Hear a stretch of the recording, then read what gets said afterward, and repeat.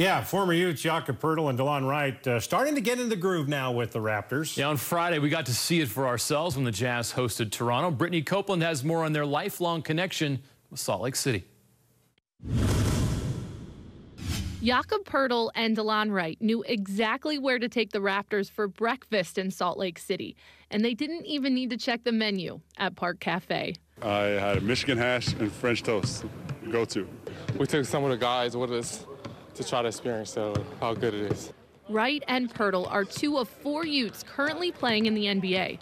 Both of them were first-round draft picks by the Raptors. Even though they arrived 2 years apart, the connection is undeniable. It was great. It was great. Oh, so well, I think it's more so nice for him to have me because I already did a year, and I already had most of these guys are already my friends. So yeah, but I think it's good to have a familiar face, and also when you come to Utah, have somebody share some love with you. It's actually really cool to have a guy I said this last year, I have a guy that I already knew when I first came here, and now, well, whenever we come back to Utah, like there's this. It's like a little buzz about it. The pair have followed a similar path. Delon struggled as a rookie and wasn't in the rotation for the first time in his career. Same for Poeltl. Now they've proven they can contribute and are a key part of the second unit. CJ, great pass. Poeltl comes up top and throws it down. As the backup center, Poeltl is logging close to 19 minutes, 8 points and 7 rebounds per game, while Wright is playing 23 minutes, averaging over 7 points and 3 rebounds. I was definitely confident, like going through the summer, like doing all the summer league and national team stuff. I definitely felt like I could make a big step forward, and even during our summer workouts, I feel like I already felt so much more comfortable doing everything, and now show that on the court a little more is obviously very reassuring. Behind the back.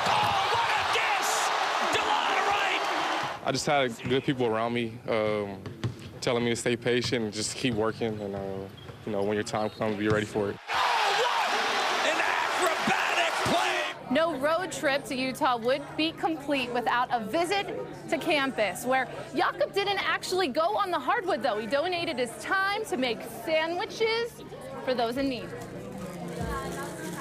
Nailed it. Delon and I are trying to help out where we can. Like I feel like it's a great cause, and coming back here, coming to the U, and like helping the community out here in Utah, where it really it sort of started for me, at least my journey here in America. So it's always great to do stuff like that because it's like a little effort from our side, but it has such a big impact. So I really like doing that kind of stuff. All of the sandwiches made by Jakob and his friends are headed to The Road Home, a nonprofit that helps those experiencing homelessness. The Sandwich Project was started 5 years ago by another Utes alumnus, Jared Dubois. He also has landed on the Raptors team as a skill development assistant. And it's slowly grown. Every year we get a couple more people, and it's generically just became something we try to do once or twice a year when we come in town. 109-100. That's the final here in Salt Lake City. The Raptors aren't back in Utah in the regular season, but they do host the Jazz in Toronto on January 26th. For Sports Beat, I'm Brittany Copeland. All right, thank you, Brittany.